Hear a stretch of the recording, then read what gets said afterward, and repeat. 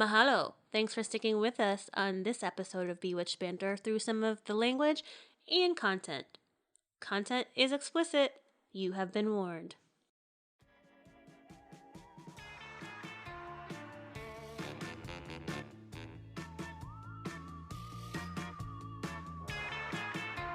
You're listening to Bewitched Banter.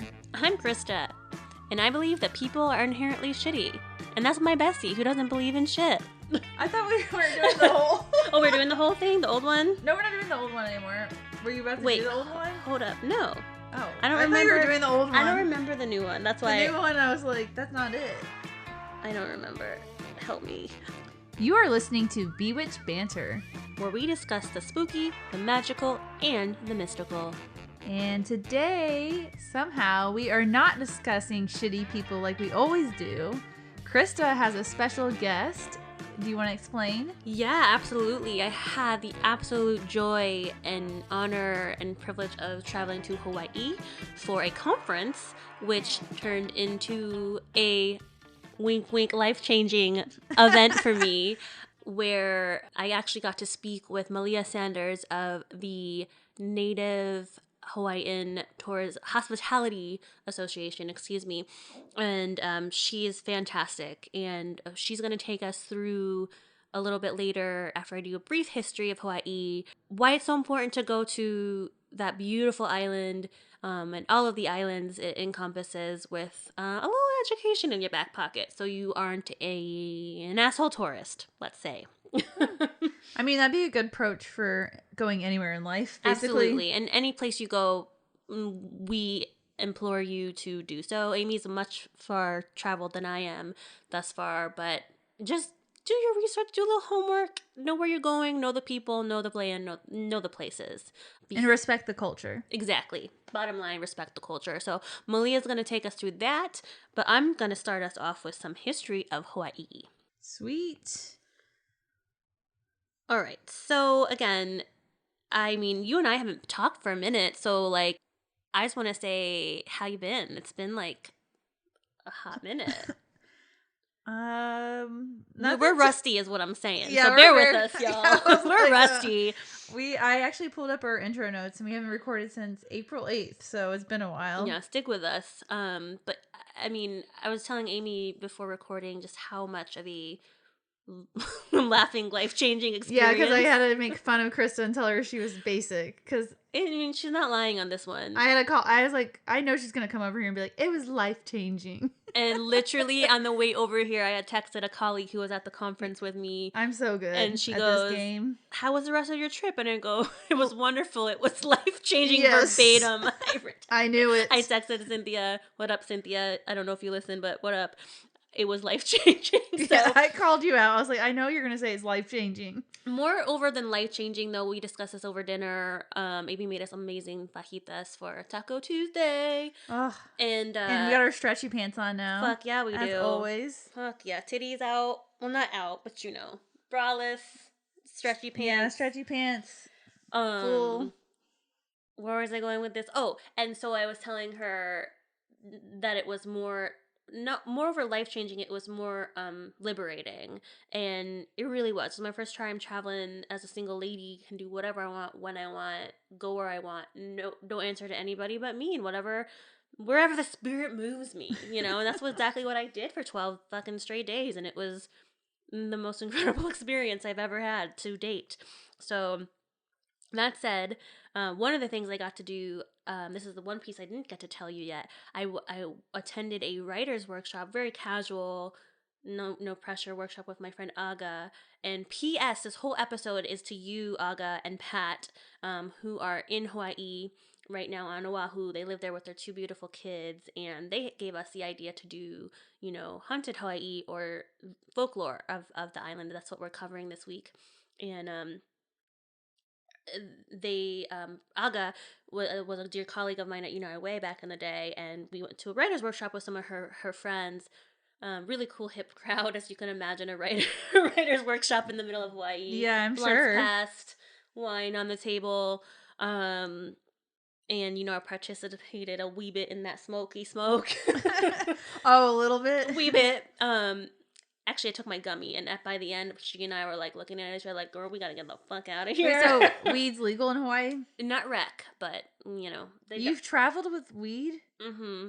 I wouldn't risk Don't that. don't cut this. Don't tell the government on me. What? I would not risk that. What if you didn't get a go all because you had a little gummy thing?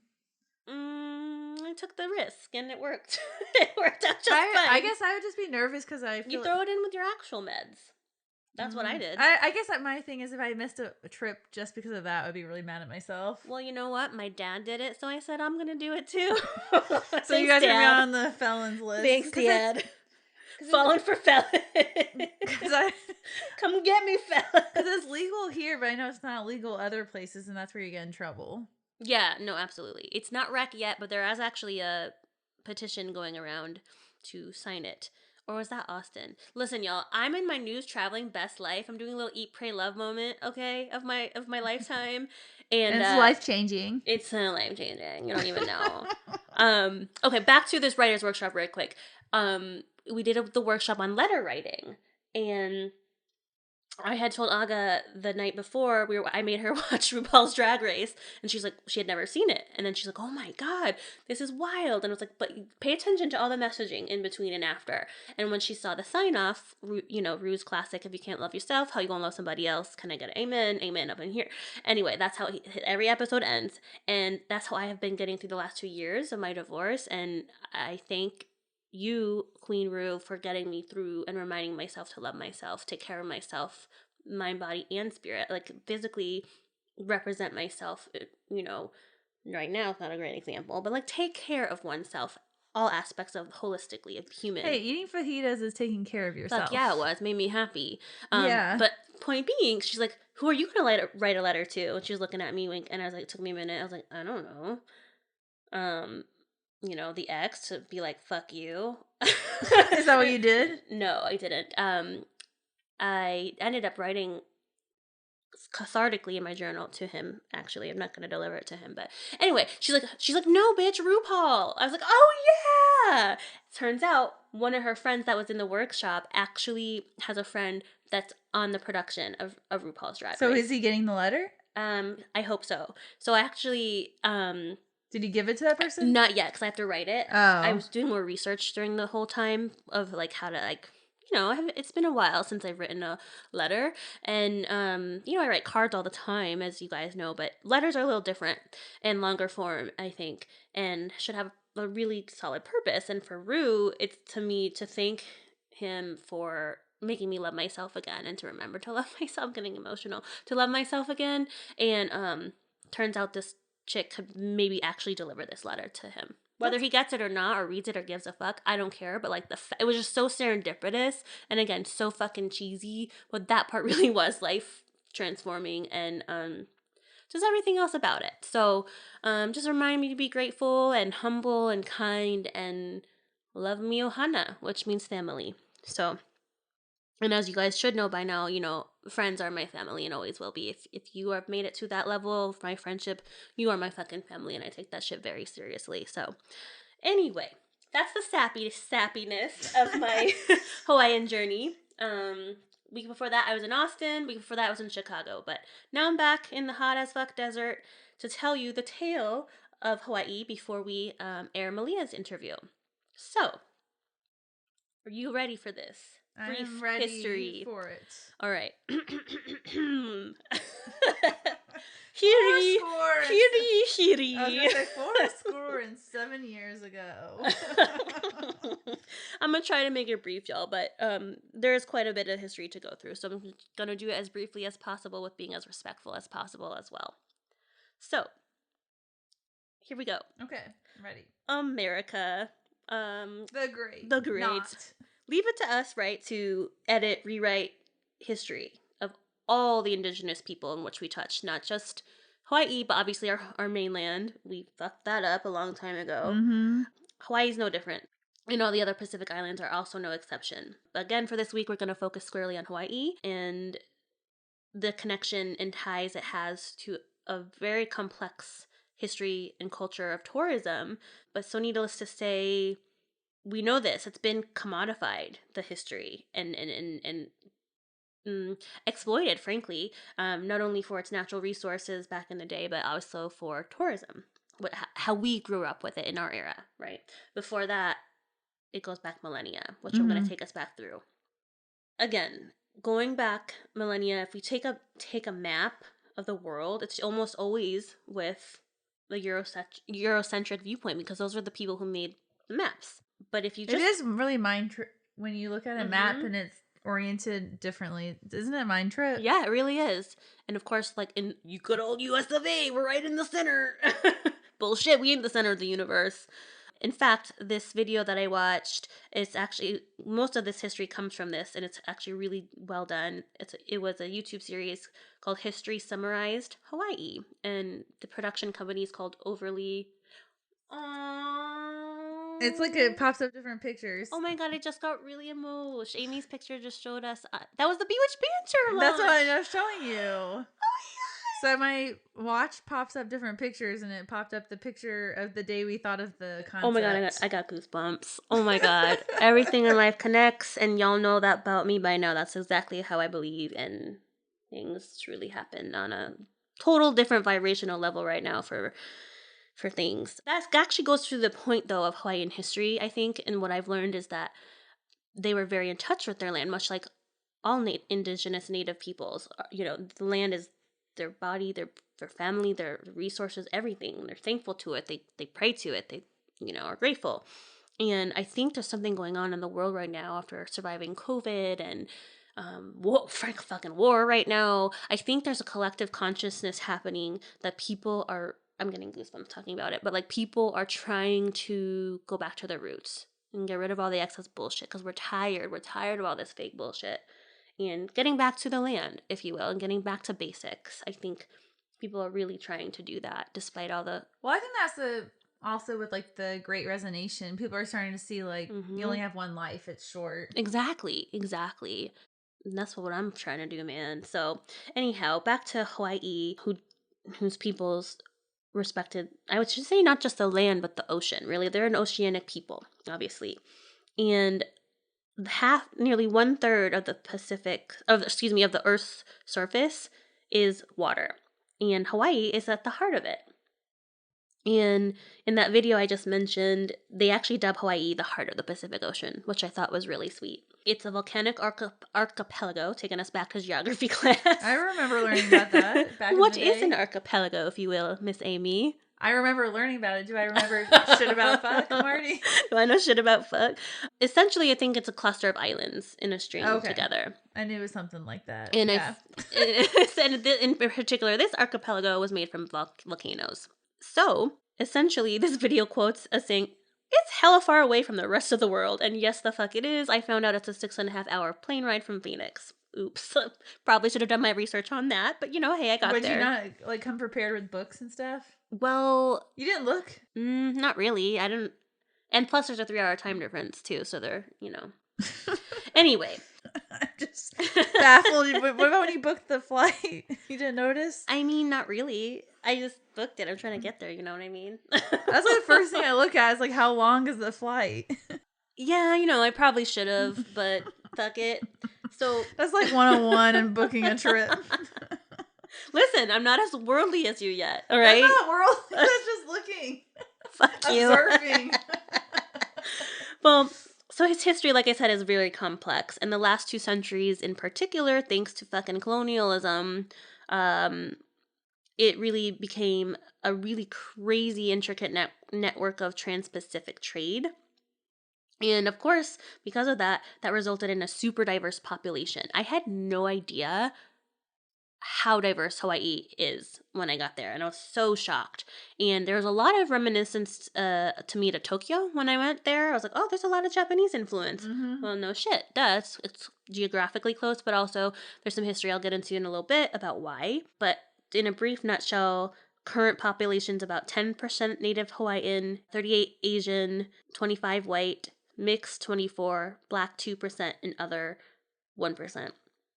And so very diverse. And again, it should be appreciated.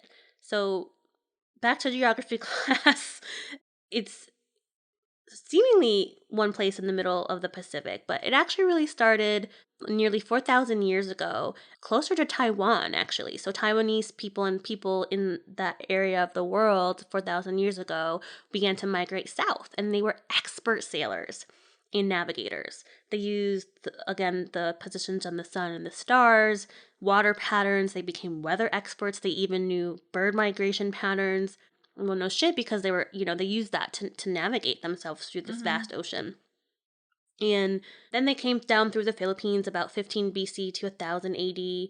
And over time, they finally worked their way around 800 BC to 1200 AD to the Pacific area, which became Polynesian. And Polynesia actually just means many islands. That's what it means. And little known fact, I didn't know this, Polynesia is fucking massive. It looks like they're just scattered, right, across the Pacific, but it's 118,000 square miles of land in the Polynesian Triangle. And this includes Aotearoa. Did I say that right? Do you know? Aotearoa, Hawaii, and Rapa Nui. Oh, I wouldn't ask me. I don't know. Anyway, this equates to being larger than the entire Mongol Empire. And if you're not history buffs, I'm not. Yeah, I was gonna say, what does that I'm mean? not either. But like, the Mongol Empire, I believe, was part of China, and they were fucking massive. I was gonna say, is that common sense? I was like, I don't know.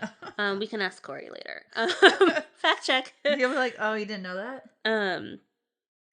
And so getting to Hawaii, it was settled in two waves. The first wave was around 300 to 600 AD. There's very little archaeological records here, right, because they didn't keep written records at that time. The second wave was around the 11th and 13th centuries, so a hell of a lot more modern in our comprehension than 3 to 600 AD. And they still kept sparse written records, but thankfully, Hawaiians did, and they still have such an incredible storytelling culture through hula and chanting and speaking to the gods. Those tell stories, and those chants are called oli. And they had to be so fucking perfect because they're performed as acts to the gods. And because of that, they became their in place of the written record, it became their oral record of their history. So it was very well preserved through these dances and song. There was a caste system, even though there was no formal... I was going to cover that in my story. Oh, yeah. No formal political structure, but there was a hierarchy. And of course, guess who were subservient to men? Guess that shit never changes. No. No matter what fucking part of the world. Well, there are some cultures. We should do that for one episode. Fuck yeah, we should. Matriarchal led. Yeah. Fuck yeah. All right, so we're going to get into closer into shit we can comprehend in our little modern pea brains. Thank you, Britain. Your roots to Captain James Cook. He was commissioned to essentially map the entire globe via sailing expeditions. And as we know, he traveled very widely. I'm familiar with him through my travels to the British Virgin Islands, actually. But he kept going. He went all the way down through South America, and ended up, quote unquote, discovering Hawaii and Polynesia. But essentially, he was kind of kicked out because, they were like, fuck you, we're not taking your bullshit. And the sailors then obviously continued to exploit natives for riches and natural resources because they had no experience with the cash economy. So, same old story that we did here in America to all of our indigenous peoples. And I say here in America because a lot of Native Hawaiians actually don't and won't, rightfully, from what I'm going to tell you, associate themselves as part of the U.S. So when Cook left, there was still trading going on, obviously, massive hub. But later, in 1791... Oh, did I say when Cook came? Sorry, it was 1778 when Captain Cook came. So later, shortly thereafter, in 1791, there was a king named... Okay, this is a hard one for me. It's a very tough language. Kamehameha. King Kamehameha. And actually, I went to his queen's palace this trip. It was lovely, and I will share photos later. Anyhow, he, seeing the exploits of the Brits, became interested in metals and guns, obviously making any inter-island conflict incredibly deadly. We know what guns do to folks. But regardless, he ruled all the islands and made himself king of all of Hawaii by 1810. And he did rule with peace and prosperity, economic prosperity. He implemented the law of the splintered paddle, which stated, "O people, honor thy God, respect alike both people, great and humble, everyone, from the old men and women to the child. Be free to go forth and lie in the road without fear of harm. Break this law and die." So essentially, respect the land and people. And later, though, he had two stepmamas, or aunties, as they're called. They encouraged him to dismantle this kapu system, meaning like men in charge, and they encouraged him to, God forbid, have dinner with a woman. God forbid. And so we move into the 1820s, enter missionaries. Thank you, religion. Come and fucking shake shit up as usual. Both Christian and Mormon. I think there were some others as well, but mainly Christian and Mormon. There's actually still a massive Mormon influence that owns like a fuckload of territory and land on Hawaii. Yeah, I think in Belize there was a bunch of Mormons too, which really surprised me.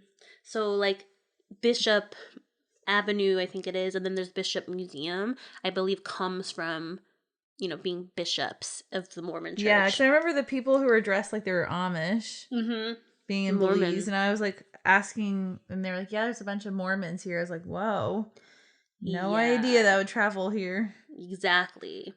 So they were very successful in converting a majority of Hawaii to Christianity, although there was some slow movement with those who live very close to the volcanoes because they were in the direct path of potential eruptions. And Pele, who's a goddess I will be covering in my story, she's a goddess of fire and volcano and many other things, but primarily known throughout Polynesia as the fire goddess. They were really fearful, those people who live near the volcanoes, to convert because they're like, well, shit, she's gonna get mad and erupt. Oh fuck, what are we gonna do? But again, of course, as we know, more exploits happened. Enter this time America. Back to America. And the land redistribution plan. We're now at the Great Mahele in 1848, or the Great Division. And this was ripe for outsiders to claim and own their own land. Sadly, very soon after this, 3/4 of Hawaii was owned by foreign people.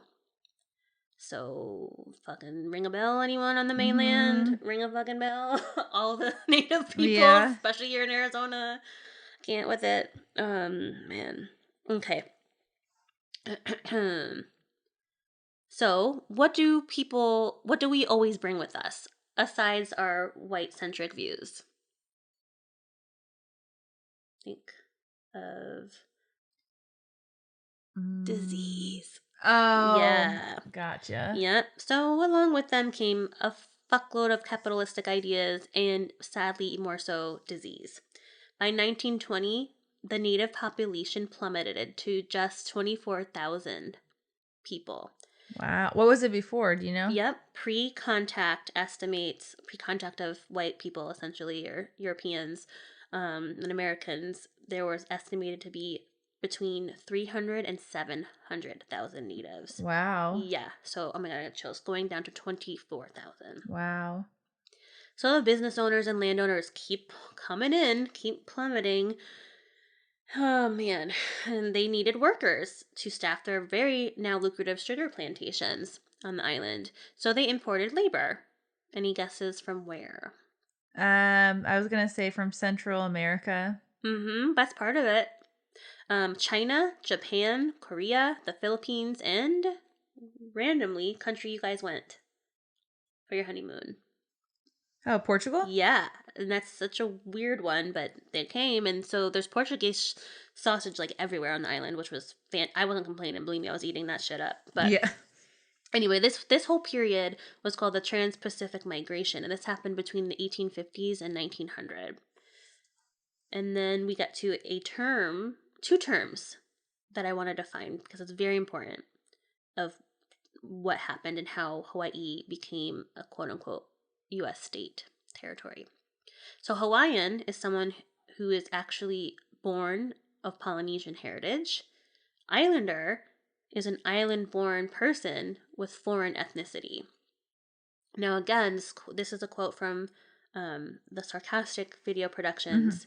Quote, "This distinction helps us to appreciate all the shadiness of what happened next." End quote. We hit 1887. White foreigners and islanders created the Hawaiian League.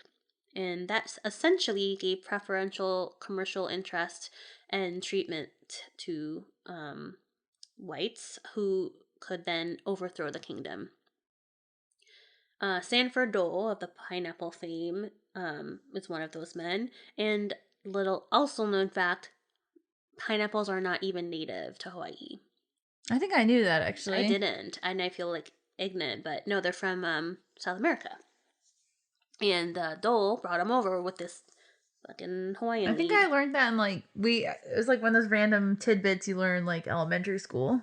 Oh, I missed that history lesson, but now I know. Well, I don't think it's common sense. I just think I randomly, one of the days I was paying attention.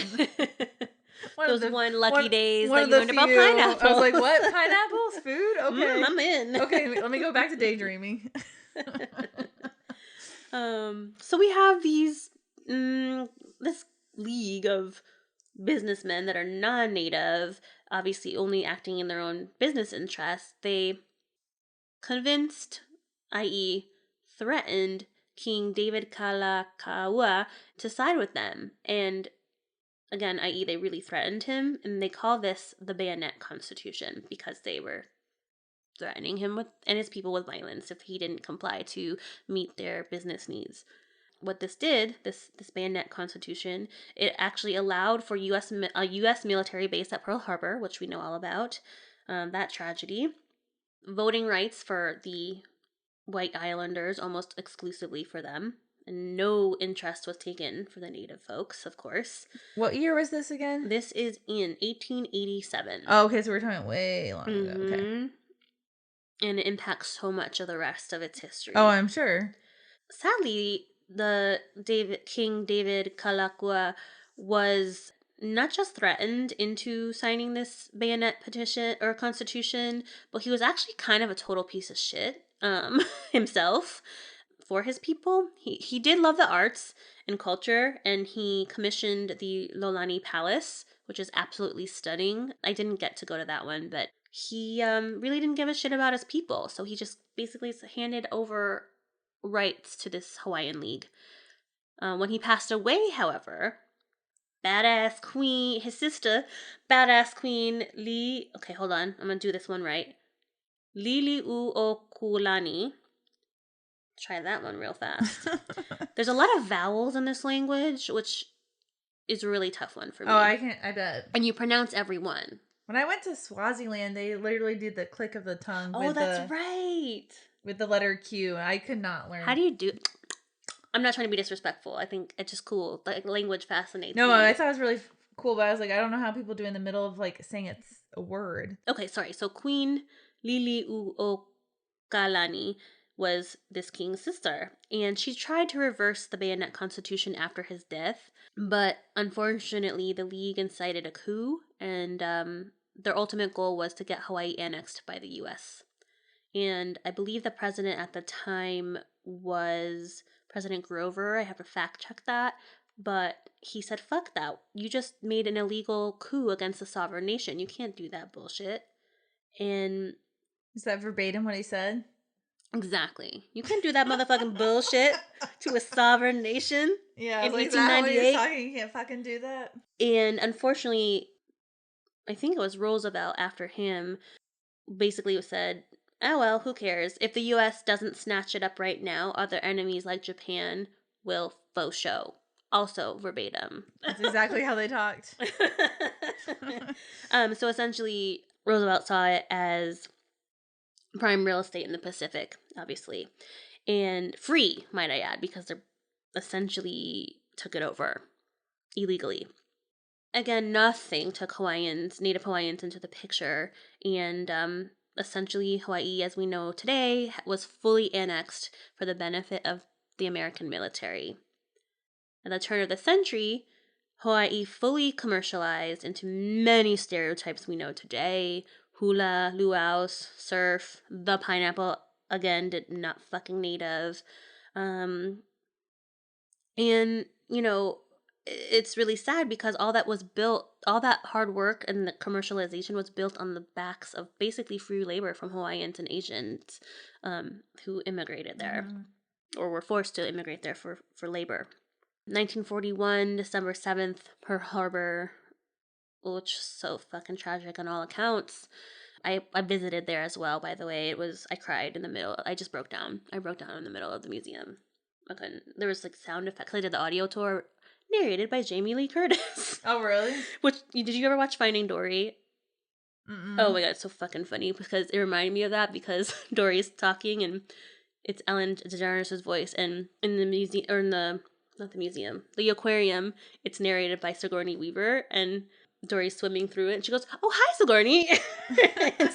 and then it's Jamie Lee Curtis at the Pearl Harbor Museum, so I was just cracking myself up. But Pearl Harbor, after the Pearl Harbor attack by the Japanese on the American military base, that put Hawaii under martial law. And that means essentially, basically, good luck, citizens, you're on your own. House arrest. Do whatever the fuck you need to protect yourselves. Like, it's very scary. Wild West type of vibe in martial law. And by this time, 40% of the population had Japanese ancestry.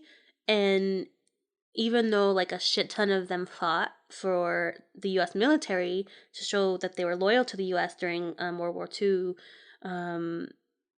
we still had Japanese internment camps, obviously, back on the mainland. Like, just mind blowing. Roosevelt had also quoted something to the effect of, the Japanese who fought on behalf of the U.S. show their character is made of not who they're from, but like fighting for us. And yet he still had Japanese internment camps. So it's like totally fuck you, dude. 1959, we actually started to slightly see a twist caring about Hawaii, but it had all been obviously commodified into fucking Elvis was there, and like, oh my god, I got fucking tourist trapped into going to this show. Frankly, a bastardization of the culture that I am starting to learn about. And like, there's an Elvis impersonator, a fucking Michael Jackson impersonator, along with like hula and like fire dances. And I'm like, this is so not cool. More power to the performers and dancers and singers. They were fabulous performers, but the whole concept was so icky to me, and I was just sitting there like, what the fuck is happening? But anyway, it was an experience nonetheless. Shout out to Jen and Gwen. Y'all took me there against my will. No, just kidding. They did not pull my leg, but it was fun to be with them, but not my thing. For future reference on Travel Buddies. Finally, we get into 1970s. There's a huge resurgence. And again, I think maybe back then, like what's happening now, people are just trying to get back to some realness. You know what I mean? Like with the hippie movement, people are trying to get back to roots and chill, man. Like, Yeah. And so there was a huge resurgence of restoring the culture. And actually in the 90s, Bill Clinton signed, I don't know if it was a treaty, he publicly announced that Hawaii was illegally annexed. And to this day, there's actually never been an annexation treaty ever signed for Hawaii. So technically, we don't even really own that shit. We never did in the first place, but like, even though it's the 49th state, after Arizona, actually, That's right. There's so many Native Hawaiians that refuse to call themselves American. And you can see why. I mean, yeah, rightfully so. Obviously. So to end it on the quote from that video that I mentioned, American history needs to cover way more than the United States history because it's far more vast and complex than that, including Polynesia and especially Hawaii in this case. So that's a very brief 5-minute, maybe more 10-minute history of Hawaii. It's so much more complex and beautiful with, again, well, we'd be here all night if you really tried to we do really do would. it And justice. obviously I am not Native, but I do have the honor of introducing our interview with Malia Sanders, who is a Native Hawaiian. And in this episode, we are very proud to bring you the cultural and economic and climate impacts that Hawaiian tourism had and still does have on Native Hawaiian peoples. And again, I had the distinct honor of interviewing Malia Sanders. She is the executive director of the Native Hawaiian Hospitality Association. And I did this to, again, help us just better understand the impacts of tourism on the islands today. I cried, I laughed, I cried a little again. We talked about our grandmothers, or tutu and abuela in my case. We talked about the relationship to the land, the language, and perfectionism, and what aloha actually means. So, with that, mahalo, and please enjoy our interview with Malia.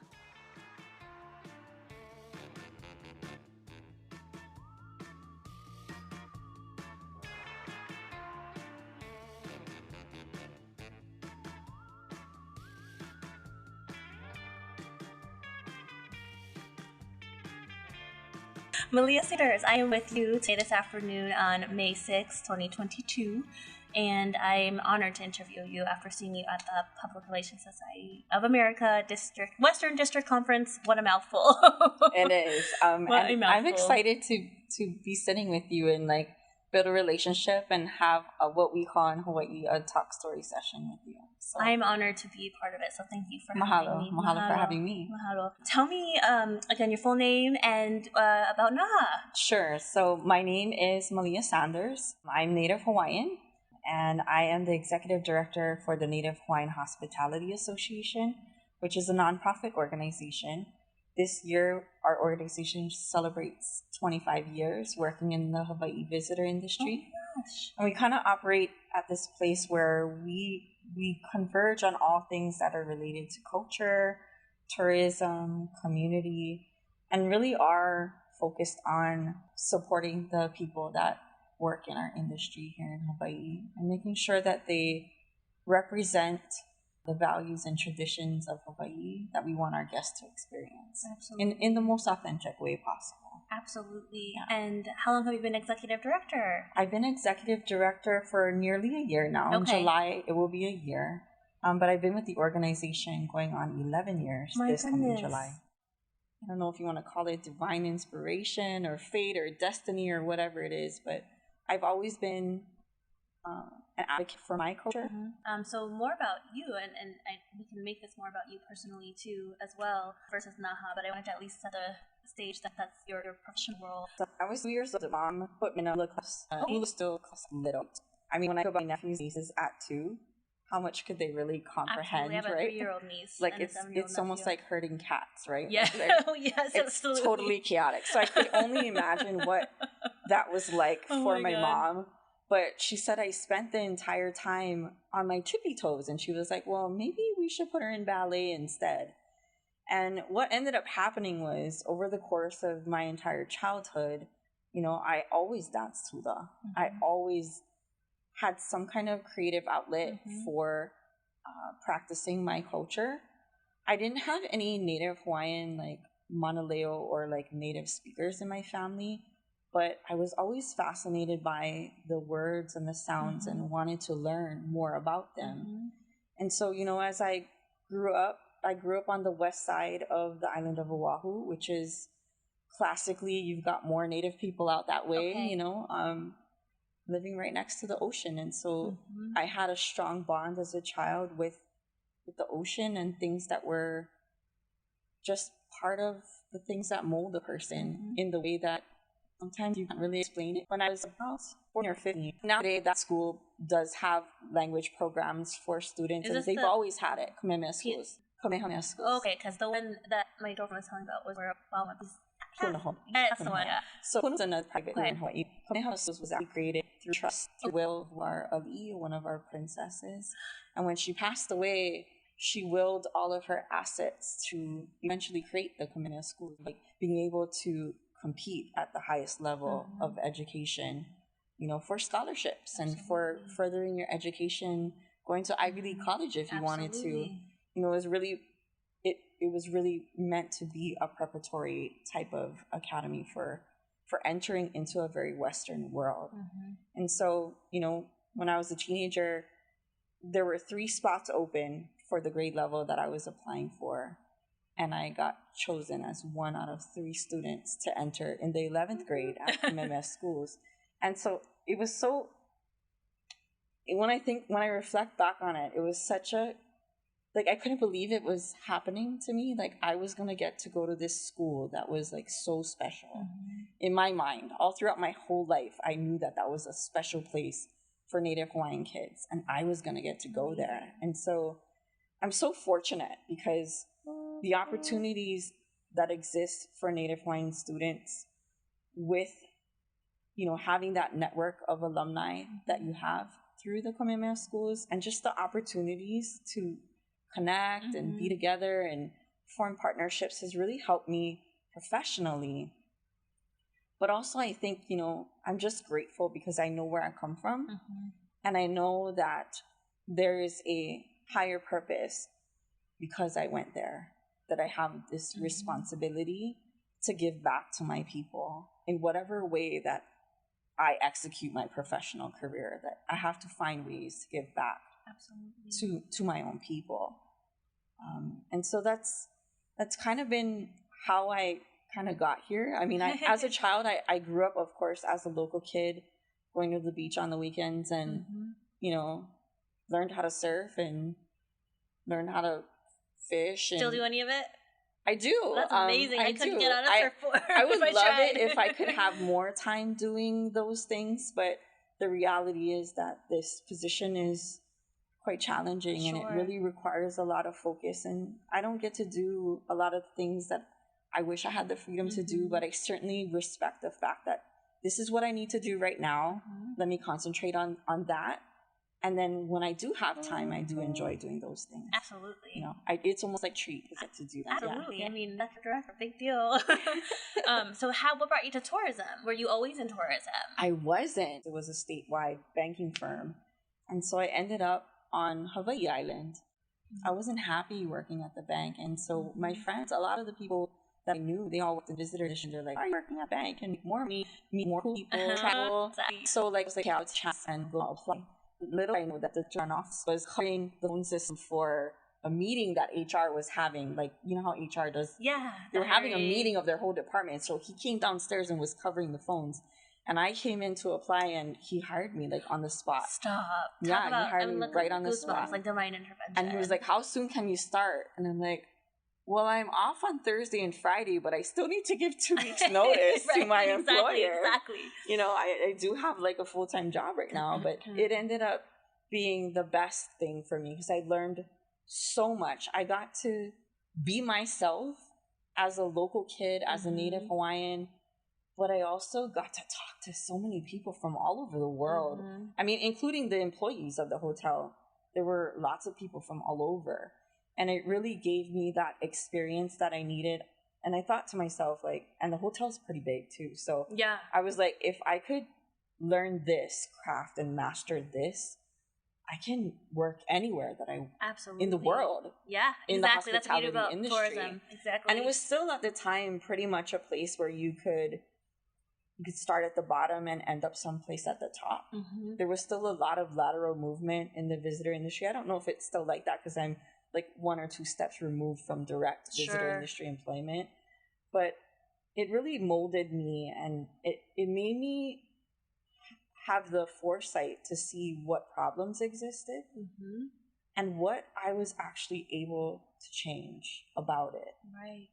Sounds like quite a bit from your panel. It was. I mean, and walking away from that job, like the benefits of working in tourism is the travel. It is experiencing people from different cultures and all that. And it's great and everything. But at the end of the day, I wasn't happy with how it made me feel.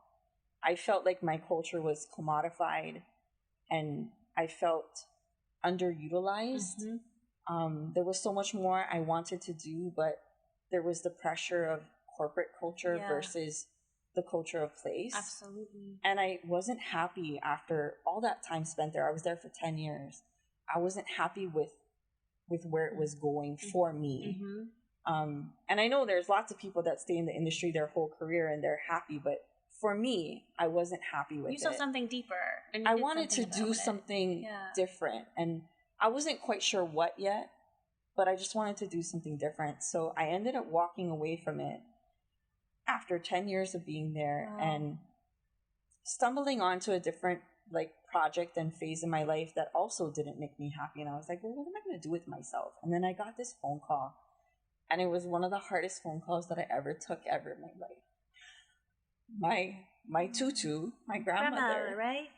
She had a stroke. I'm so sorry. And because I was living away, that feeling of helplessness that I couldn't like just get in a car and go, it bothered me so much that I was away pursuing my dreams. And I'm like, why am I even here? I'm not happy. And I want to be with them. And so, you know, I'm the only granddaughter that isn't married, doesn't have children. Wow. So my mom was like, I think you should come home. Yeah. Like, I know you're struggling with this situation of how you're dealing with this emergency in our family, and I couldn't come home. I literally went home, packed my bag, and it was like, I got the news at 3:00 in the afternoon, and I couldn't get out on a flight because all the flights were booked.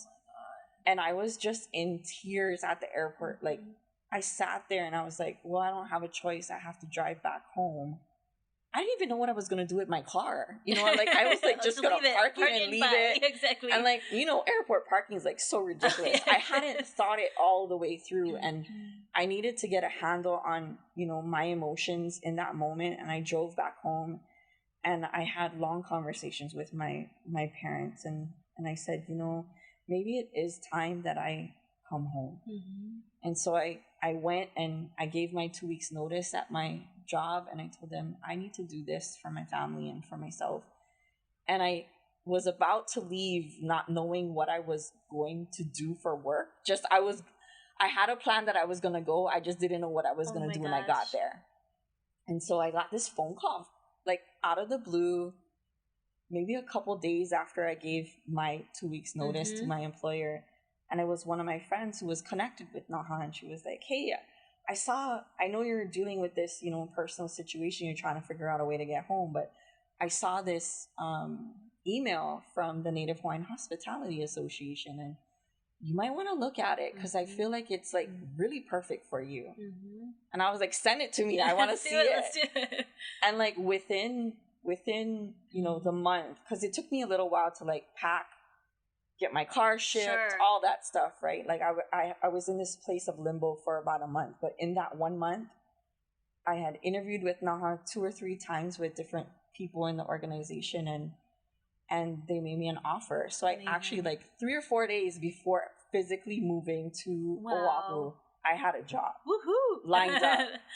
And little did I know that it was going to be, you know, that it was going to turn into actually leading the organization and being the person that people recognize in the industry as well as in my community as someone that has something worthy to say and people want to listen to what I have to say.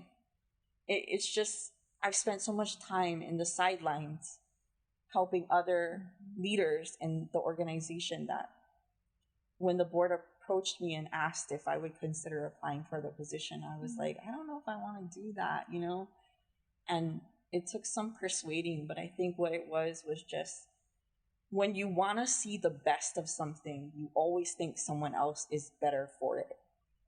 Like, no, it should be so-and-so because they can do this. And no, it should be so-and-so because they can do that. And I can't do those things. Well, like, you bring other things to play that they couldn't do. Right. So why not take a chance on yourself and make an investment in yourself? And I knew I was coming in at like probably the most tumultuous time in the industry. Right before COVID, if I'm not mistaken. COVID. Right? Yeah. We're in the middle of COVID. We're dealing with, you know, budget shortfall and different kinds of legislation that are pulling at different strings of funding. And it's the hardest time to be a leader, but I feel like if you don't take the chance to do it when it's the hardest, then what's the point? You're gonna make me cry. You know, like it's really, I'm crying over here. I'm not crying. You're crying. It's just really interesting, and I think like the way that I reflect on things is different because I have a cultural lens to my life. You do. I spend a lot of time around people that are also Native Hawaiian who are doing different things for our people. What do you think they're doing? More or less, they have different kinds of professions that help our people in some way. You know, like I have a lot of friends that are involved in like health or law or community building or working in the lo'i or all kinds of stuff that are good for our people. And because I'm constantly surrounded by my own people, I get to see the aspects and the diversity that different kinds of personalities bring to a field that make that thing better. Absolutely. You know, and I also, through the work that we do with NaHHA, I sit in every single training that we do, and we talk constantly about Hawaiian values.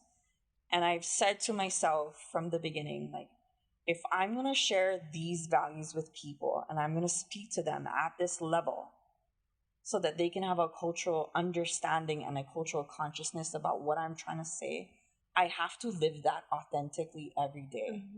And I get upset with myself when I realize I'm not operating in a particular value. You know, like we're human beings and we have moments where we're not our greatest. And I call myself on that. And I'm like, okay, Malia, you want to have an emotional response to whatever this person said or did or whatever you saw happen, but like probably tons. That's not the value. That if you think too quickly and let your mouth say something, you might regret it, right? Like think about what you say, what you're wanting to say. Let yourself absorb that feeling for a little bit before you turn around and like have a response to it. And it's really allowed me to be respectful even when I don't agree, or to be a participant in something even if I may not like agree with every single aspect of it. Like I'm still there to contribute. And if I change one person's mind, that's enough.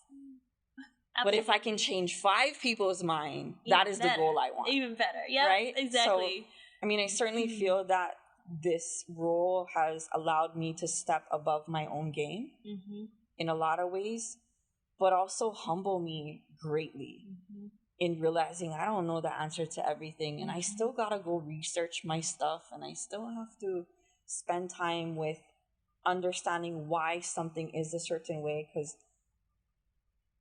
there's still a lot of that to do. There's learning at every point and every pivot that you make. And it's hard. But it's so rewarding when you like have a super tight deadline on something and you see it all the way through and it comes to fruition, and it's amazing. And like, we did that. We got there, and it was super hard, but we did it, and it was the right thing to do for our people. What would you say would be like one of most tangible examples of that recently, or whatever? Not doesn't have to be recently. You know what? Because you spoke so beautifully about it during our panel session, and again, I was so moved. And you often said, you know, the things we want you to be doing and the things we don't want you to be doing. Can you talk a little bit more about that? Yeah, sure. And you, by the way, listeners, I mean tourists that are often ignorant of the Native Hawaiian culture and practices that, whether maliciously or just ignorantly, disrespect the land and the people. And I don't think people come with malicious intent. I'm sure there are like a small percentage of people that do. But I think for the most part, our visitors are not ignorant because they want to be ignorant. They're ignorant in the sense that they haven't properly educated themselves for the experience of coming to Hawaii. Because you certainly don't need a passport to get here. I'm sorry, people think that you need... People think you need a passport to get here. And then sometimes I wonder to myself, like, should we be making them have a passport? Honestly, maybe do some tax or something, right? I mean, there are a lot of people that are repeat guests to Hawaii, and they come, every time that they come, they learn a little bit more. And then there are some guests that, like, they're totally clueless, and it's not entirely their fault. Right. But if you're going to come with the intent that I'm coming to Hawaii for Mai Tais and I'm coming to Hawaii to sit on the beach, and that's all you intend to do, you're definitely a different kind of traveler than the one that we want. Mm-hmm. We want a more respectful traveler. We want the travelers that come to Hawaii to engage with Hawaii. Mm-hmm. Not just with staying in the bubble of their hotel and never leaving. We want them to do things like activities that we encourage, and not do the activities that makes them unsafe or puts them in danger. Right. I mean, that example that Doug shared about the ladder. Yes. Do you mind your story telling that shortly? I can recap it a little bit. So Doug Chang is a member of the board of the Native Hawaiian Hospitality Association, but he's also a general manager at a luxury hotel brand. And, you know, in the luxury hotel brand, because I kind of understand how that works, you want to please the guests, sure. right? And there's a certain level of clientele. I right. work there too, I get it. And you also want to engage so that they feel comfortable enough to ask, right? So he had a guest that he was, I think he said he was walking through the lobby and went to go ask this woman if she needed anything. And she asked for a ladder, and he was like, wait, what? Well, a ladder? Like, for what, a ladder? ma'am? Like, for what purpose would someone need a ladder? And she was, her intention was to go to this unmarked, what is the right word? Unadvertised, yes. Not probably safe. sacred land, right? I'm assuming. It could be. I mean, I'm not sure where she was actually intending to go, but it's basically a lava tube that has collapsed. The roof of it has collapsed, and so you can see the water table from the inside. Okay. And she was planning to like get a ladder and like go in there. Okay, that wasn't clear when he's. Oh my god! Go into this pool of water that is in a collapsed lava tube. Wow. And he was like, absolutely not. No, you're not doing that. And it was funny because the visitor, the guest, didn't realize that was not appropriate. Right. That no, we don't want you to go there, not just for the fact of saying no, we don't want you there because maybe it's not something we advertise, but no, because it's not safe, it's not a sanctioned hike, it's not a sanctioned trail, and if something happens to you and you get into danger, who's coming to your rescue, and what other person is going to have their life endangered in order to help you in your situation that you created for yourself? That's wild. Right? So, but the visitor had zero clue that what they were asking for was like way out of bounds. And he spent some time with her trying to explain it, and in the end convinced her not to do it. But he felt that she still had some reservations about wanting to do it. Wow.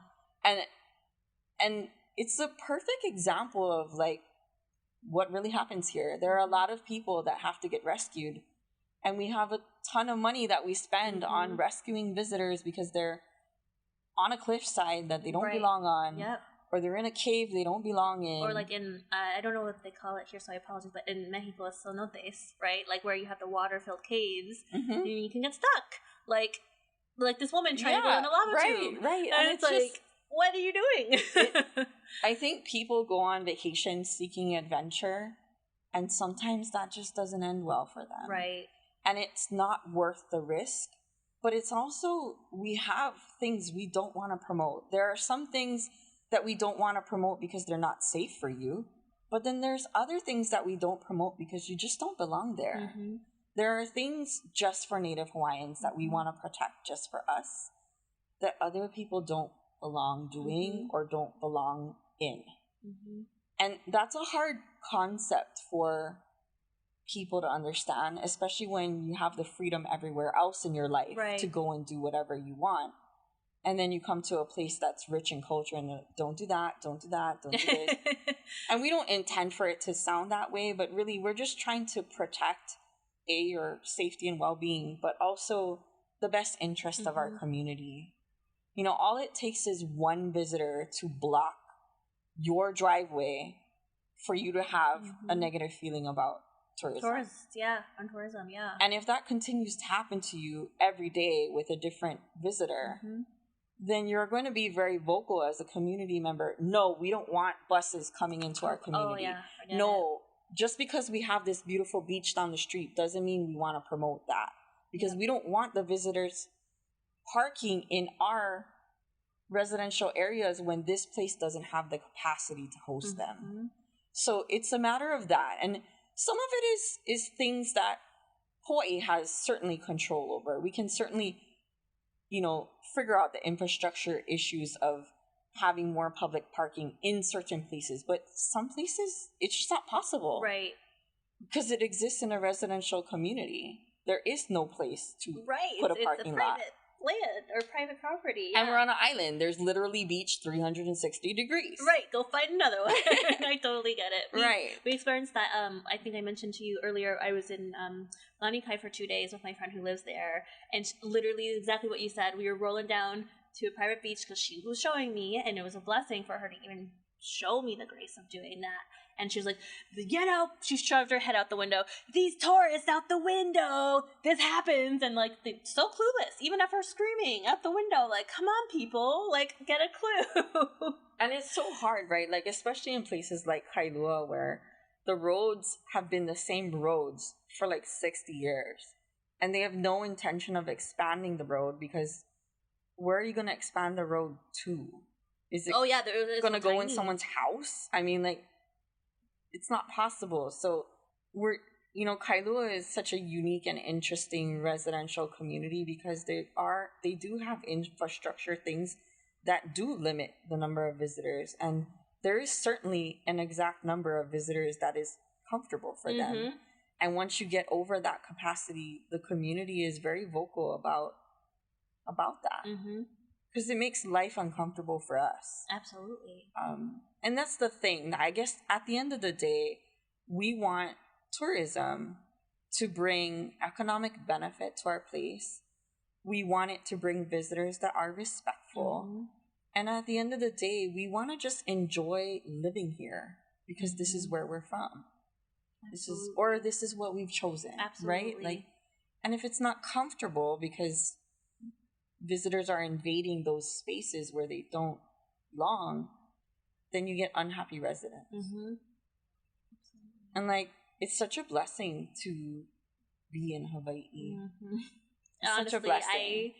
I don't want to leave. I understand why people try to get here. I get it, because when I've gone away, I'm like, oh yeah, I miss home. I miss it. And I really don't blame them for wanting to experience the surface level of things, because it's certainly beautiful. But I think if the visitor spends some time educating themselves and like desiring a more deeper experience, they're certainly able to find that quite quickly. It's just a matter of showing up visiting with the the NaHHA right website. You mentioned another site that was lovely too, or all about supporting Native artisans and business merchants. So there's a couple of websites that I would recommend, someone that's going to be traveling to Hawaii to go visit. One of them is our own, so I'll talk about that one first. It's called kuhikuhi.com, and it's spelled KUHIKUHI.com. And kuhi in the Hawaiian language means to point. And I shared in the panel discussion that we don't point with one finger at anything. We point with the whole hand. The whole hand. And that's a cultural thing that we do. But so we named our site Kuhi because it points the way to Native Hawaiian owned businesses. And it's not some place where you can go to buy anything.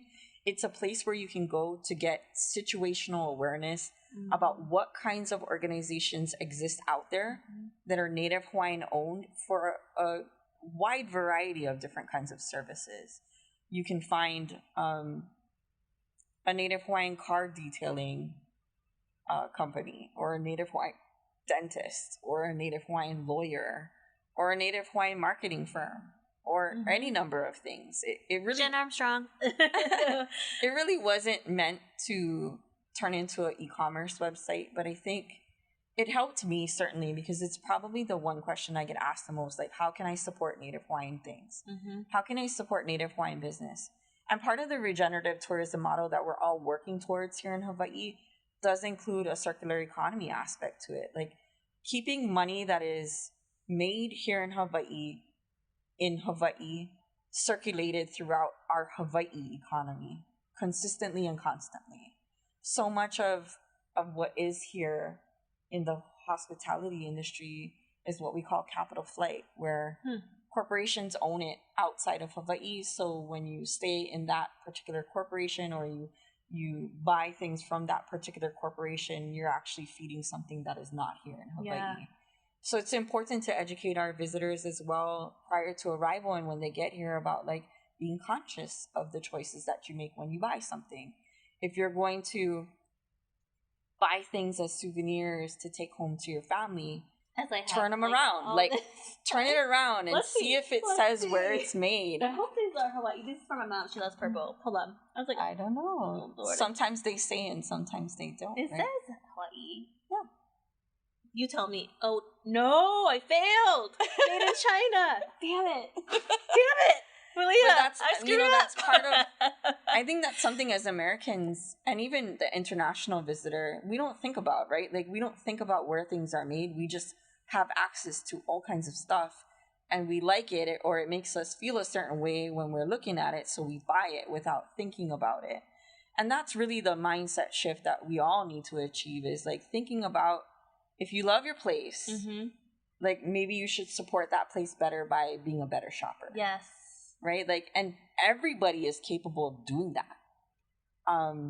What we need to do is grow more of that because then we give our visitor more selection of things that they can buy that are from Hawaii or made by a Native Hawaiian. Because there's a distinction too. There's made in Hawaii, there's manufactured in Hawaii, there's made by a Native Hawaiian, there's designed by a Native Hawaiian. There's all these facets to all of it. And, you know, if you notice, we don't have a lot of manufacturing plants around here. So, you know, there are some challenges with bringing in, you know, in designing something, you're going to find supply chain challenges because we don't have a cotton mill in Hawaii. So, hence my made in China. So that's right. So, I mean, it could be designed. I swear it fooled me. That's on me. It could be designed in Hawaii. That's on me because I only saw the Hawaii tag. Let's help. And then I saw made in China.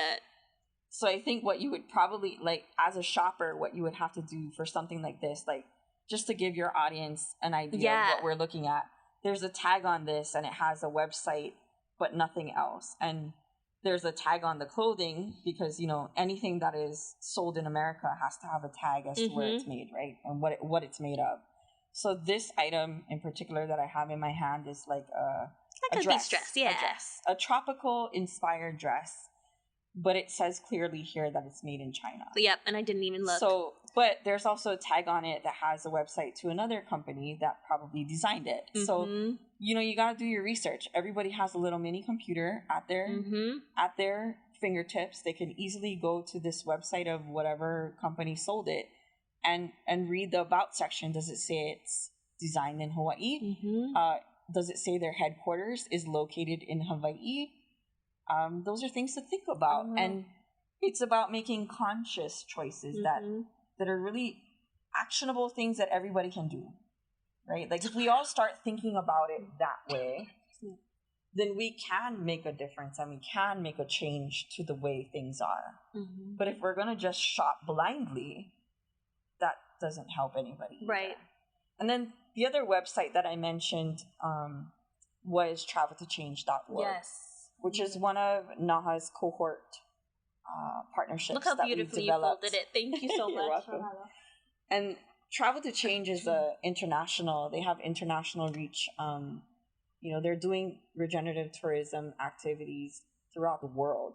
But locally here in Hawaii, we partner with them because they have a platform where they have activities that visitors can do that promote volunteerism or community-based projects, and they're certainly open to visitors. Like if our visitor wants to come, it's a great way to give back while you're on vacation. Go immerse yourself in the land. Go immerse yourself in an activity that teaches you something beyond the surface level of what you showed up here knowing. Absolutely. Well, thank you for doing that. I'm going to switch hard right turn to cultural things. Per your recommendation, I went to the Bishop Museum yesterday, and then tomorrow I'm doing Queen Emma's Summer Palace, and those were also your recommendations. Yeah. And I'm so grateful for it. But that museum was so large. I was like, there's so much I want to immerse myself in. That's probably 25% of the collection that they have. This was on display in such a section. So did they other things that are non-related because they're either fragile or they're not part of a collection. Sure. There's stuff that they're working on in the background to restore, fix, conserve. Absolutely. Well, speaking of cultural things and lenses, I learned, and again, pardon my learning, slow to ignorance learning, but I learned that aloha is not just hello or goodbye. The depth behind aloha. Please explain to our listeners. Sure, happy to. This is another question I get a lot. So the word aloha, and I'll start it as that because most people think it's a word, and it's not. Really? It's actually a value. Okay. So it's like the equivalent of love, and it is like the equivalent of hello, goodbye, and it is like the equivalent of all those things that you think it encompasses, but it's also deeper than that.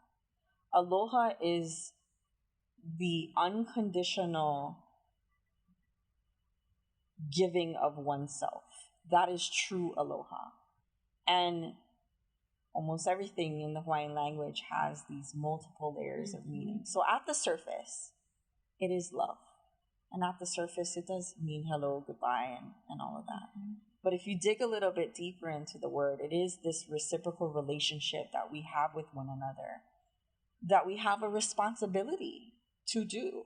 When you truly love someone, truly, with all your being, that love is unconditional. And we as humans are so imperfect that sometimes we take that unconditional and we make it conditional. And we love someone only if. Again, darn it. We love someone only if they do this or that for us. Or we love someone if they act this way or that way. Because of a certain trait that they have. But what aloha is, it's more. It is truly unconditional expression of affection, adoration, true love is the only words that I can use in the English language to try to explain it. But when we say it to each other, we do so with that intention. I wouldn't tell someone that I aloha them if I don't aloha them 150. Because it's more than 100. It's like 150. I love it. Yeah. So I think once a visitor arrives and if they ever get to hear that explanation from someone, it certainly encompasses a lot of other things besides just love. It's patience. Because in order to have an unconditional aloha for someone, you have to have patience. You have to have humility in which you do it. You have to have all these other words, right? In order to make aloha truly what it is, it actually encompasses all these other words because it's more than just a feeling and it's more than just a word. It's a state of being. And it's a reciprocal state of being. So you give it without any expectation of return, but eventually it finds its way back to you. Maybe not with that particular person or that particular thing, but aloha, when you give it out that way so freely, it always finds a way to come back to you. And aloha can be for people, it can be for a place, it can be for a concept. An animal, perhaps? An animal. my doggy, who I miss dearly. Who they certainly do love us unconditionally. Oh, my word, right? that dog. And just like, aloha isn't the only word in the Hawaiian culture that's like that. There are certainly a lot of other words that have these deeper layers of meaning, but it is probably the one most recognized Hawaiian word around the entire world and the most misunderstood definition. No kidding. I even see it in the New York Times crossword puzzle next to lei. What do they use to this? Lei is another popular one. Oh, yeah. So tell me what lei is. Or tell us what lei And there's is. all kinds of different lei. Lei is, so in the Hawaiian language, when you want to pluralize something, you don't just throw an S on it like you do in English language. So it's lei, ka lei, na lei. There's these different particles that you put in front of it to make it singular or plural. Okay.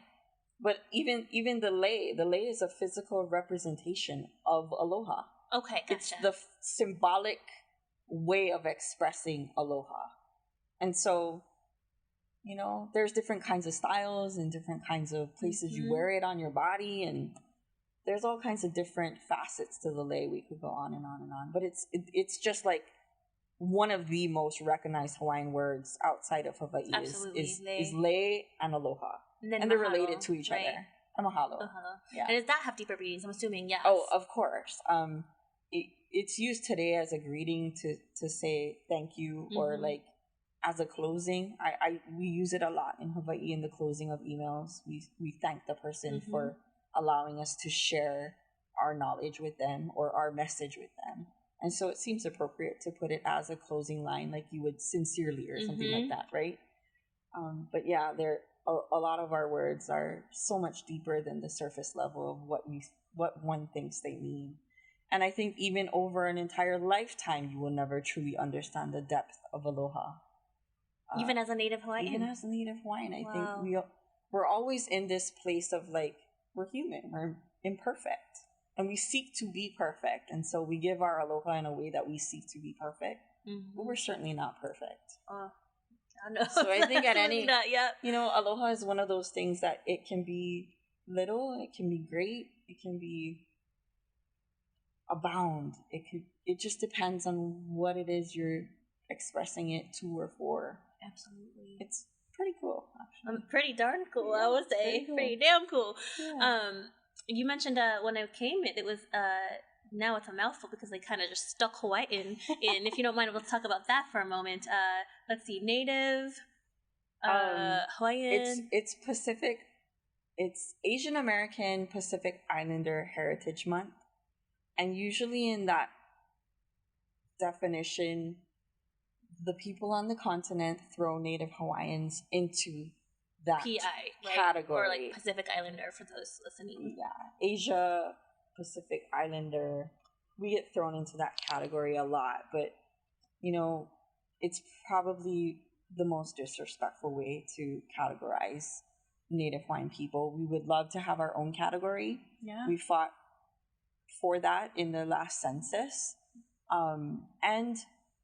And I think it does a disservice to categorize us as that. And that I speak from my own personal experience.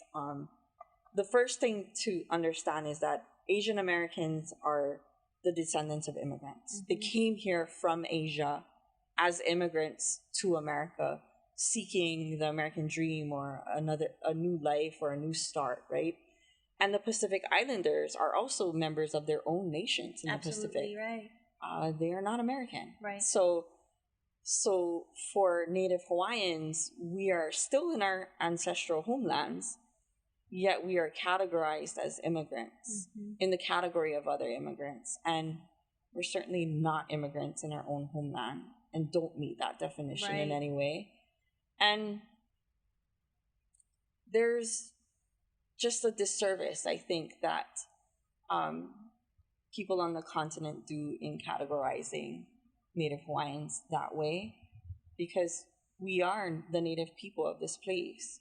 We existed here thousands of years before anyone, quote unquote, discovered us. Right. Like, how do you discover a place that already has people on it? Exactly. That's right. Yeah. So, I mean, yeah, it's an interesting yet complicated conversation to have, because it's one that's difficult, especially when you're being interviewed by someone that is Asian or someone that is a Pacific Islander, and they want to so much see themselves in you, and you don't identify that way. It's hard to have that conversation. It's very uncomfortable. So I just ask people, like, respect that not everyone feels the same way about it. And this is the reason why. And for each person, for each Native Hawaiian, they may have a different viewpoint as to why they don't feel that way. And there's certainly other things Sure, in of our course. history that are very complicated and very traumatic. We have our own trauma that we are dealing with in regards to being American. Mm-hmm. There are some Native Hawaiians who do not say they are American at all. That Hawaii is still an occupied nation. I could see why. Because there is no treaty of annexation for taking Hawaii under the umbrella of America. And so they're very sensitive conversations to have, and you have to do so with a lot of education before you walk into that. Absolutely. Otherwise, you can get torn to shreds. I can't even imagine. Just being respectful, right, of other people. Everyone has different feelings about certain topics, and you want to be respectful of that. And for me, like a couple months ago, I got approached by students from ASU. Yay! That were taking an Asian American Pacific Islander course at ASU, and they wanted to interview me because they wanted to have the conversation. And I started off my interview with explaining exactly what I just have with you folks, that not every Hawaiian feels comfortable being in that quote-unquote category. Because it's certainly like a geography thing, I think, more than anything else, right? Honestly, it is. Like Pacific Ocean geography. Right, exactly. We all share the Pacific Ocean. Yes, I agree to that. So if you want to call it Pacific Ocean Native Peoples or something. People Awareness Month or whatever, I would be agreeable to that. I love it. But I think it does a disservice to Native peoples who are in their own homeland to put them in a category with other immigrant populations. Absolutely. It's a hard place to be. You're doing a wonderful job, at least educating us in a way that's, like you said, it's a tough conversation to have, but you have it so beautifully and graciously for people, especially like myself, first timer here, and it's incredible. To kind of wrap up, you did mention your tutu. What was like one of the biggest lessons or stories maybe she taught you? Because we are in BWitch Banter in the realm of telling stories or legend or folklore. What would be one of the biggest things that you appreciate in Hawaiian culture, or maybe something your tutu taught you? Sure. My tutu was this amazing person. And in the Hawaiian culture, we have this concept of your ancestors, the people that have come before you, that have made you. They are behind you all the time. And when you talk about them, you evoke them into the present, right? And I think that's true for probably many indigenous peoples around the globe.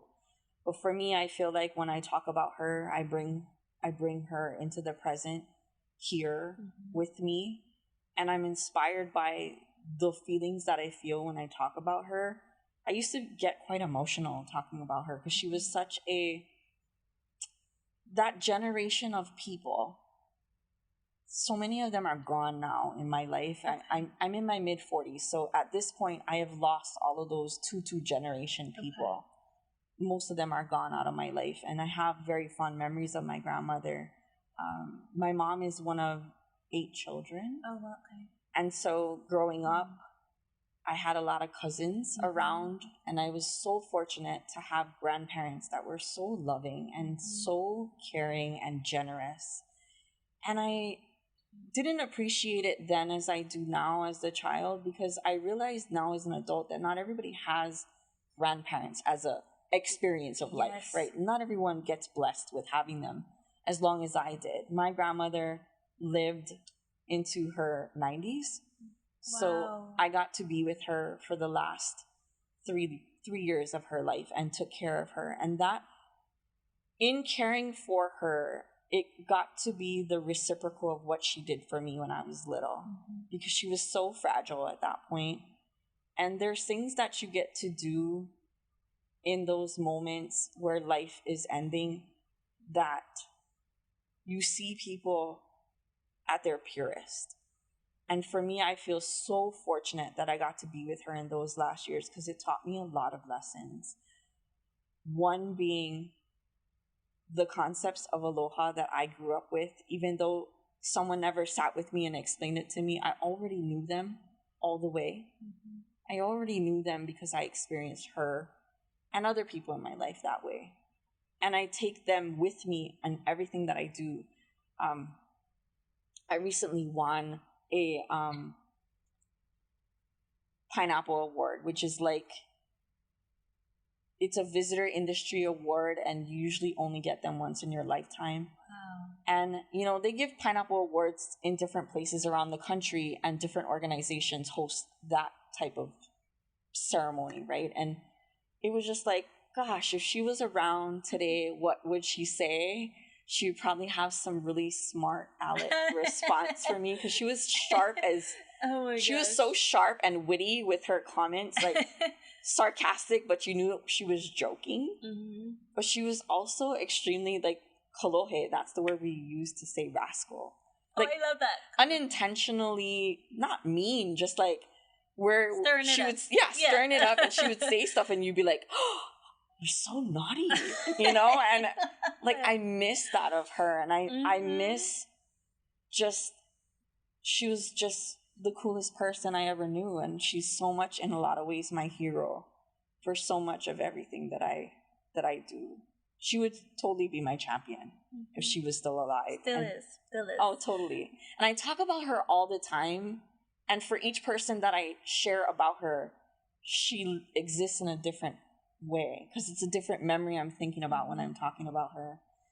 And I think that in itself is extremely cultural. Like, I have so many memories of her, and they're all different. Mm-hmm. And so when I share memories with different people, they too are all different. So there's a different reason why I'm sharing something, and a different aspect of her comes out. And my hope for me is that, you know, one day when I'm old and I'm like of the tutu age, you know, that my nieces and nephews remember how to say me that niece and one. nephew? Because I have a niece and a nephew. It's too complicated. Darn it. Because it's not as black and white as it is in English. Darn. There's different, like, the first and the second and the third. And, like, the oldest one is it's a little bit too complicated to give it a word. No worries. But yeah, like, she certainly exists. She still exists. Absolutely. And I truly believe that one day we will be together again. Mm-hmm. And it's more than just a Christian way of thinking or a Hawaiian way of thinking. It's the idea that, like, she was so awesome. It can't possibly be possible that it's the end. Mm-hmm. I'm in the same vein as that. Yeah, and I know that there's so much of me that is her. And I just really want to do the best justice to that. As a human being, I carry her with me, and she's with me all the time. Absolutely. These are my abuelas, grandmas, these bracelets here, so all the time. I brought her to every ocean, every beach I went to that I was wearing. I know, and there's things like that too, like how, like, stuff shows up in your life, and you're like, oh, that was her. That was her reminding me of something. Like, just things that are uniquely you. Like you just said, like, I take these bracelets with me wherever I go, right? And so it reminds me of her. And so you're still experiencing her in it, even though physically she's not around anymore. But that's the thing. It's like, this is just one life. Absolutely. There's more than this. Guarantee. Many more. Guarantee there's more than this. Whatever you believe, there's always more than this. Has to be. Yeah. Wow. Well, thank you so much, Malia. Anything else you want to add or didn't get to, or... What would I say to people? Best advice from a Native Hawaiian. Yeah. That'd be awesome. I think that no matter where you are and no matter what culture you come from, you should get to know what that is. I think it's been important to me as a person. Getting to know where I come from has been an important part of being me. And I always encourage other people, like, if you're Irish, go find out what that means. Go attach yourself to that. I'm working on it. Go attach yourself to that so that it means more to you. Because if you go far back enough, every person is indigenous to some place. 100%. You just have to go find where you belong. And instead of trying to attach to someone else's culture, go find the one that you are meant to belong to. And that's what I share with people. I get a lot of inquiries by email. Like, sometimes they're really silly and sometimes they're completely honest. And, like, you know, we used that word ignorant earlier today, and I'm not saying people are not in a negative way, but they just don't know any better. Right. They don't know what they don't know. So they'll write and say, I want to name my house a Hawaiian name. And I'm like, okay, why? Right. Exactly. What's the why? Like, and then they'll explain to me further, oh, I live on the East Coast, and that's like kind of a tradition here is you name your home. You know, it names in New Hampshire and places like that, they have a name. From Connecticut. Right? Mm-hmm. So they're trying to find a connection, right? Like, so inspired by Hawaii on their recent trip that they want to give their home in New Hampshire or Connecticut or wherever a Hawaiian name to like culminate this great experience that they had. But I have to explain to people, like, that's not your culture. Right. And we don't name our houses, so why am I Why would you? Yeah, there's a fine line that like, if I'm following, like, between cultural appropriation and people really truly wanting to do well. and usually it's like a missed connection. Yeah. They're trying to make a connection, but they're doing it in a way that's not appropriate for the person on the receiving end, right? And part of it is just about educating them, rather than to just say no and not respond with just that, like, sorry, no. I mean, I could do that. You could. But I think there's an opportunity there to explain why. Mm-hmm. Here's no, and then here's why. Yeah. And then let me give you a suggestion on ways to do what you're asking, but maybe through a different lens.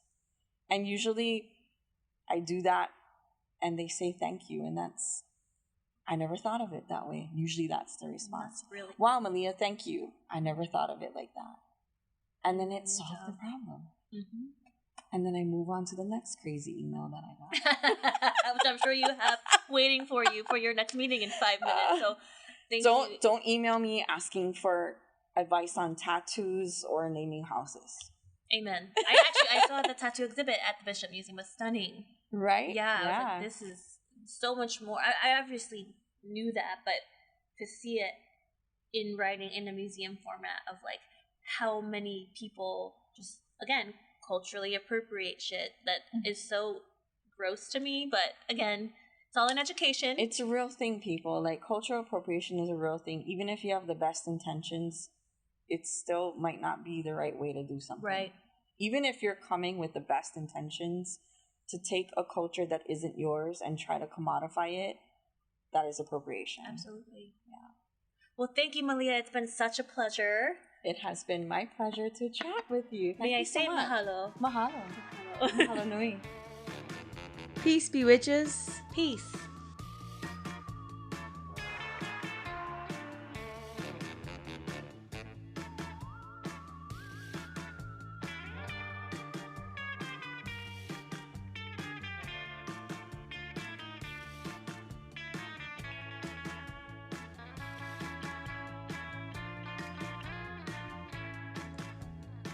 Thanks for listening. Check us out on Instagram or bewitchbanter.com. Suggestions for the show? Emails at bewitchbanter@gmail.com. Credits, Music Phantom Fun by Jonathan Boyle from premiumbeat.com. Podcast, edited and produced by Krista Hins and Amy Holt. As always, if you enjoyed, please rate, review, and subscribe.